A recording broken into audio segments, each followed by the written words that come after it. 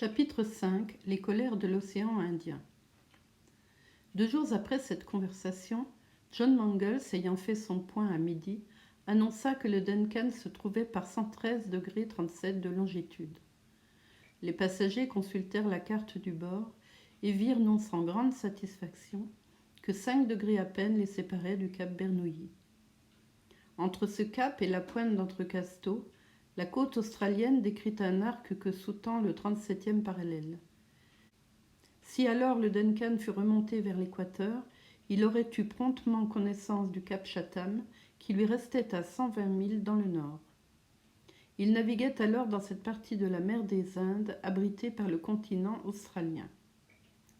On pouvait donc espérer que sous 4 jours, le cap Bernoulli se relèverait à l'horizon. Le vent d'ouest avait jusqu'alors favorisé la marche du yacht, mais depuis quelques jours, il montrait une tendance à diminuer. Peu à peu, il calmit. Le 13 décembre, il tomba tout à fait et les voiles inertes pendirent le long des mâts. Le Duncan, sans sa puissante hélice, eût été enchaîné par les calmes de l'océan. Cet état de l'atmosphère pouvait se prolonger indéfiniment. Le soir, Glenarvan s'entretenait à ce sujet avec John Mangles. Le jeune capitaine, qui voyait se vider ses soutes à charbon, paraissait fort contrarié de cette tombée du vent. Il avait couvert son navire de voiles, hissé ses bonnettes et ses voiles d'étai pour profiter des moindres souffles. Mais suivant l'expression des matelots, il n'y avait pas de quoi remplir un chapeau. En tout cas, dit Glenarvan, il ne faut pas trop se plaindre, mieux vaut absence de vent que vent contraire. Votre honneur a raison, répondit John Mangles, mais précisément, ces calmes subits amènent des changements de temps. Aussi je les redoute. Nous naviguons sur la limite des moussons, qui d'octobre à avril soufflent du nord-est, et pour peu qu'elles nous prennent debout, notre marche sera fort retardée. Que voulez-vous, John?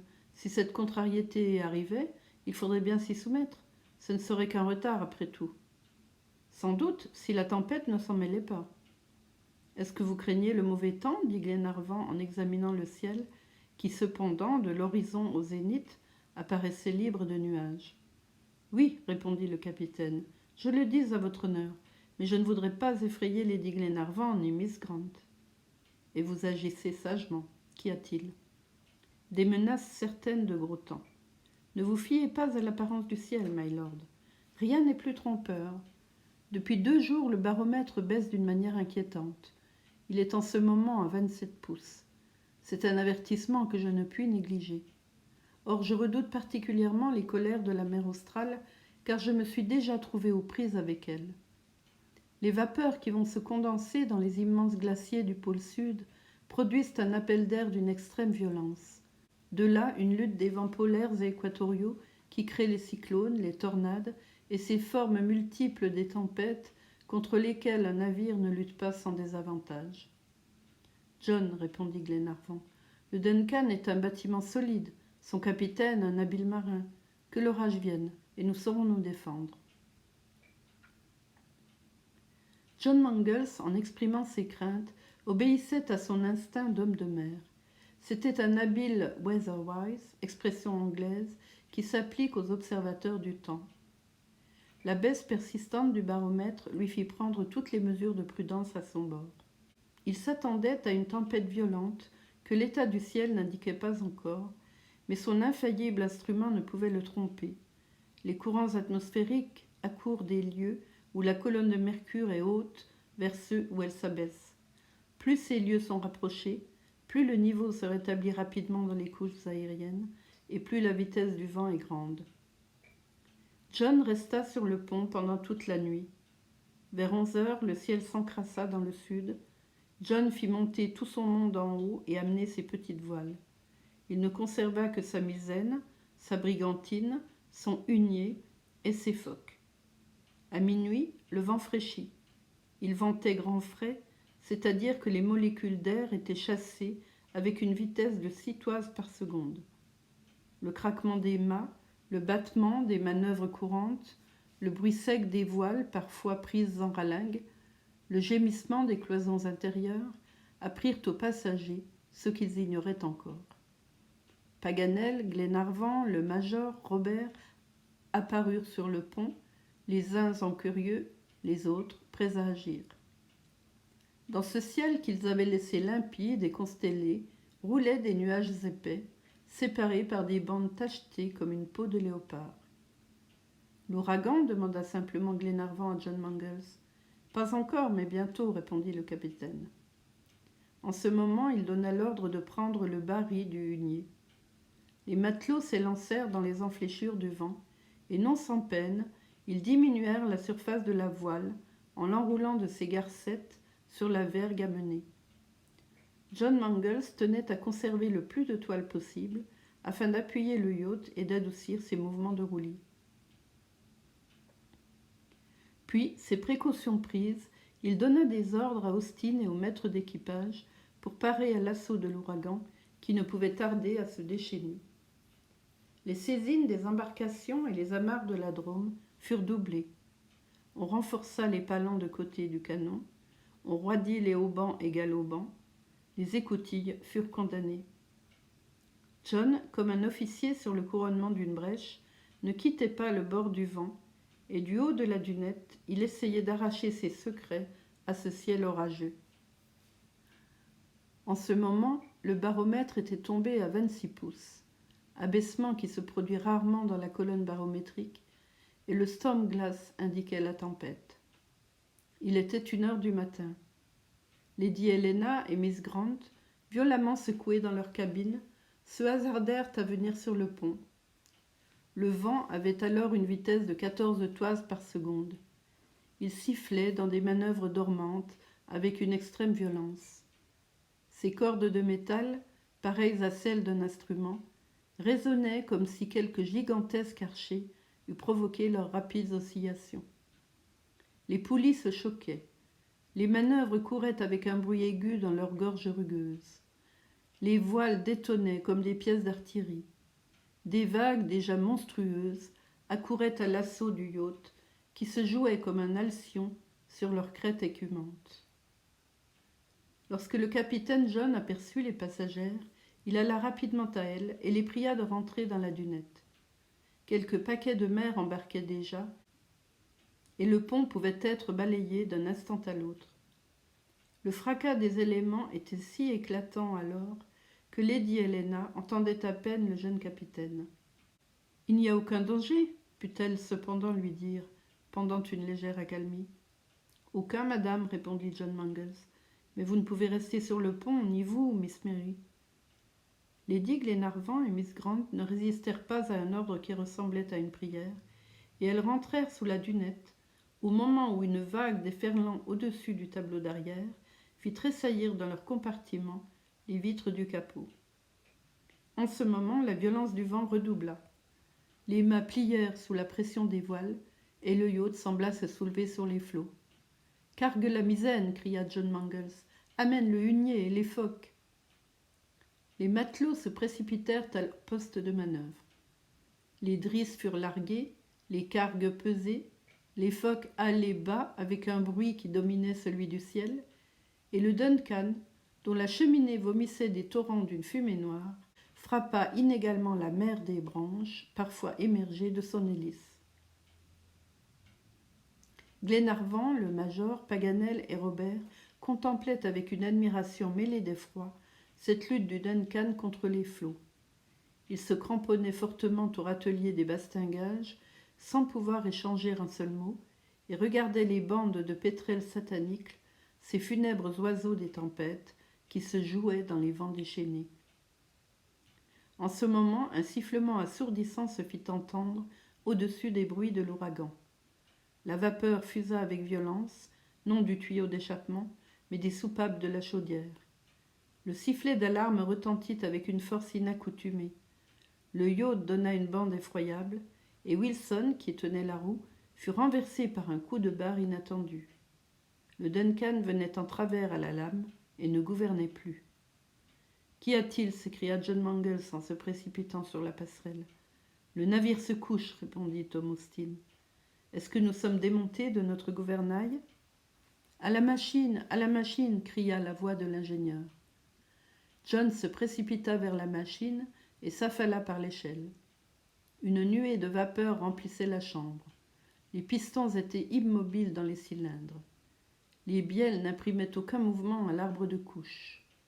En ce moment, le mécanicien, voyant leurs efforts inutiles et craignant pour ses chaudières, ferma l'introduction et laissa fuir la vapeur par le tuyau d'échappement. « Qu'est-ce donc » demanda le capitaine. « L'hélice est faussée ou engagée, » répondit le mécanicien. « Elle ne fonctionne plus. »« Quoi ? Il est impossible de la dégager ? » ?»« Impossible. » Ce n'était pas le moment de chercher à remédier à cet accident. Il y avait un fait incontestable. L'hélice ne pouvait marcher, et la vapeur, ne travaillant plus, s'était échappée par les soupapes. John devait donc en revenir à ses voiles et chercher un auxiliaire dans ce vent qui s'était fait son plus dangereux ennemi. Il remonta et dit en 2 mots la situation à Lord Glenarvan.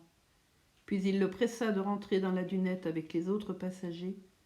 Glenarvan voulut rester sur le pont. « Non, votre honneur, » répondit John Mangles d'une voix ferme. « Il faut que je sois seul ici avec mon équipage. Rentrez. Le navire peut s'engager et les lames vous balayeraient sans merci. »« Mais nous pouvons être utiles. Rentrez, rentrez, my lord, il le faut. Il y a des circonstances où je suis le maître à bord. Retirez-vous, je le veux. » Pour que John Mangles s'exprimât avec une telle autorité, il fallait que la situation fût suprême. Glenarvan comprit que c'était à lui de donner l'exemple de l'obéissance. Il quitta donc le pont, suivi de ses 3 compagnons, et rejoignit les 2 passagères qui attendaient avec anxiété le dénouement de cette lutte avec les éléments. « Un homme énergique que mon brave John, » dit Glenarvan en entrant dans le carré. « Oui, » répondit Paganel, « il m'a rappelé ce bosseman de votre grand Shakespeare quand il s'écrie dans le drame de la tempête au roi qu'il porte à son bord. Hors d'ici, silence, à vos cabanes. Si vous ne pouvez imposer silence à ces éléments, taisez-vous. Hors de mon chemin, vous dis-je. » Cependant, John Mangles n'avait pas perdu une seconde pour tirer le navire de la périlleuse situation que lui faisait son hélice engagée. Il résolut de se tenir à la cape pour s'écarter le moins possible de sa route. Il s'agissait donc de conserver des voiles et de les brasser obliquement, de manière à présenter le travers à la tempête. On établit le hunier au barri, une sorte de trinquette sur l'étai du grand mât, et la barre fut mise sous le vent. Le yacht, doué de grandes qualités nautiques, évolua comme un cheval rapide qui sent l'éperon, et il prêta le flanc aux lames envahissantes. Cette voilure si réduite tiendrait-elle ?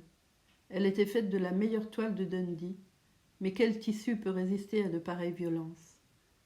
Cette allure de la cape avait l'avantage d'offrir aux vagues les portions les plus solides du yacht et de le maintenir dans sa direction première. Cependant, elle n'était pas sans péril, car le navire pouvait s'engager dans ces immenses vides laissés entre les lames et ne pas s'en relever. Mais John Mangles n'avait pas le choix des manœuvres, et il résolut de garder la cape tant que la mâture et les voiles ne viendraient pas en bas. Son équipage se tenait là sous ses yeux, prêt à se porter où sa présence serait nécessaire.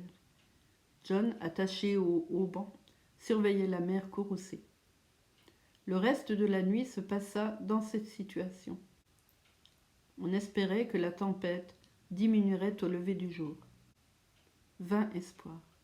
Vers 8 heures du matin, il surventa encore et le vent, avec une vitesse de 18 toises par seconde, se fit ouragan.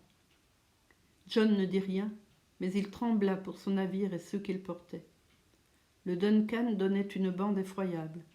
Ses épontilles en craquaient, et parfois les bouts dehors de misaine venaient fouetter la crête des vagues. Il y eut un instant où l'équipage crut que le yacht ne se relèverait pas. Déjà les matelots, la hache à la main, s'élançaient pour couper les haubans du grand mât, quand les voiles, arrachées à leurs ralingues, s'envolèrent comme de gigantesques albatros. Le Duncan se redressa, mais sans appui sur les flots, sans direction, il fut ballotté épouvantablement, au point que les mâts menaçaient de se rompre jusque dans leur emplanture. Il ne pouvait longtemps supporter un pareil roulis, il fatiguait dans ses hauts, et bientôt ses bordages disjoints, ses coutures crevées, devaient livrer passage au flot.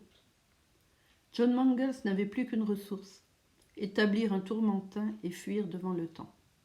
Il y parvint, après plusieurs heures d'un travail 20 fois défait, avant d'être achevé. Ce ne fut pas avant 3 heures du soir que la trinquette put être hissée sur l'étai de misaine et livrée à l'action du vent. Alors, sous ce morceau de toile, le Duncan laissa porter et se prit à fuir vent arrière avec une incalculable rapidité. Il allait ainsi dans le nord-est où le poussait la tempête. Il lui fallait conserver le plus de vitesse possible, car d'elle seule dépendait sa sécurité. Quelquefois, dépassant les lames emportées avec lui, il les tranchait de son avant effilé, s'y enfonçait comme un énorme cétacé et laissait balayer son pont de l'avant à l'arrière. En d'autres moments, sa vitesse égalait celle des flots. Son gouvernail perdait toute action et il faisait d'énormes embardées qui menaçaient de le rejeter en travers. Enfin, il arrivait aussi que les vagues couraient plus vite que lui sous le souffle de l'ouragan. Elles sautaient alors par-dessus le couronnement et tout le pont était balayé de l'arrière à l'avant avec une irrésistible violence. Ce fut dans cette alarmante situation, au milieu d'alternatives d'espoir et de désespoir, que se passèrent la journée du 15 décembre et la nuit qui suivit. John Mangles ne quitta pas un instant son poste. Il ne prit aucune nourriture. Il était torturé par des craintes que son impassible figure ne voulait pas trahir, et son regard cherchait obstinément à percer les brumes amoncelées dans le nord. En effet, il pouvait tout craindre. Le Duncan, rejeté hors de sa route, courait à la côte australienne avec une vitesse que rien ne pouvait enrayer.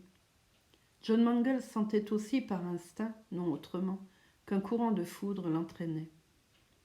À chaque instant, il redoutait le choc d'un écueil, sur lequel le yacht se fût brisé en 1000 pièces. Il estimait que la côte ne devait pas se rencontrer à moins de 12 milles sous le vent. Or, la terre, c'est le naufrage, c'est la perte d'un bâtiment. 100 fois mieux vaut l'immense océan, contre les fureurs duquel un navire peut se défendre, fût-ce en lui cédant. Mais lorsque la tempête le jette sur des atterrages, il est perdu. John Mangles alla trouver Lord Glenarvan. Il l'entretint en particulier. Il lui dépeignit la situation sans diminuer sa gravité. Il l'envisagea avec le sang-froid d'un marin prêt à tout et termina en disant qu'il serait peut-être obligé de jeter le Duncan à la côte. Pour sauver ce qu'il porte, si c'est possible, my lord. Faites, John, répondit Glenarvan. Et Lady Helena, Miss Grant? Je ne les préviendrai qu'au dernier moment, lorsque tout espoir sera perdu de tenir la mer. Vous m'avertirez. Je vous avertirai, my lord. Glenarvan revint auprès des passagères qui, sans connaître tout le danger, le sentaient imminent. Elles montraient un grand courage, égal au moins à celui de leurs compagnons. Paganel se livrait aux théories les plus inopportunes sur la direction des courants atmosphériques. Il faisait à Robert, qui l'écoutait, d'intéressantes comparaisons entre les tornades, les cyclones et les tempêtes rectilignes. Quant au major, il attendait la fin avec le fatalisme d'un musulman. Vers 11 heures, l'ouragan parut mollir un peu, les humides brumes se dissipèrent, et dans une rapide éclaircie, John put voir une terre basse qui lui restait à 6 milles sous le vent. Il y courait en plein. Des lames monstrueuses déferlaient à une prodigieuse hauteur, jusqu'à 50 pieds et plus. John comprit qu'elle trouvait là un point d'appui solide pour rebondir à une telle élévation. « Il y a des bancs de sable, dit-il à Austin. « C'est mon avis, répondit le second. « Nous sommes dans la main de Dieu, reprit John. S'il n'offre pas une passe praticable au Duncan, et s'il ne l'y conduit lui-même, nous sommes perdus. La marée est haute en ce moment, capitaine. Peut-être pourrons-nous franchir ces bancs. Mais voyez donc, Austin, la fureur de ces lames. Quel navire pourrait leur résister? Prions Dieu qu'il nous aide, mon ami. » Cependant, le Duncan, sous son tourmentin, portait à la côte avec une vitesse effrayante. Bientôt, il ne fut plus qu'à 2 milles des accords du banc. Les vapeurs cachaient à chaque instant la terre. Néanmoins, John crut apercevoir au-delà de cette lisière écumeuse un bassin plus tranquille. Là, le Duncan se fut trouvé dans une sûreté relative. Mais comment passer? John fit monter ses passagers sur le pont. Il ne voulait pas que l'heure du naufrage venue, ils fussent renfermés dans la dunette. Glenarvan et ses compagnons regardèrent la mer épouvantable. Mary Grant pâlit. « John, dit tout bas Glenarvan au jeune capitaine, j'essaierai de sauver ma femme, ou je périrai avec elle. Charge-toi de Miss Grant. » « Oui, votre honneur, répondit John Mangles, en portant la main du lord à ses yeux humides. Le Duncan n'était plus qu'à quelques encablures du pied des bancs. La mer, haute alors, eût sans doute laissé assez d'eau sous la quille du yacht pour lui permettre de franchir ces dangereux bas-fonds. Mais alors, les vagues énormes, le soulevant et l'abandonnant tour à tour, devaient le faire immanquablement talonner. Y avait-il donc un moyen d'adoucir les mouvements de ces lames, de faciliter le glissement de leurs molécules liquides, en un mot, de calmer cette mer tumultueuse? John Mangles eut une dernière idée. « L'huile » s'écria-t-il. « Mes enfants, filez de l'huile, filez de l'huile !» Ces paroles furent rapidement comprises de tout l'équipage. Il s'agissait d'employer un moyen qui réussit quelquefois. On peut apaiser la fureur des vagues en les couvrant d'une nappe d'huile. Cette nappe surnage et détruit le choc des eaux qu'elle lubrifie.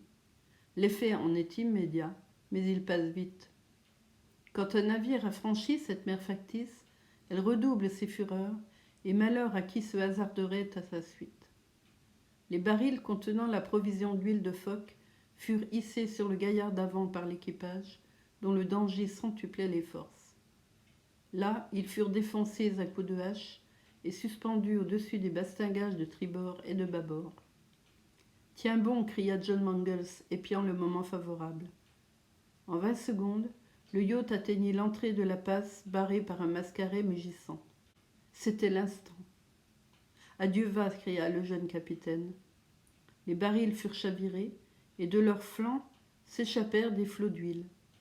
Instantanément, la nappe onctueuse nivela, pour ainsi dire, l'écumeuse surface de la mer.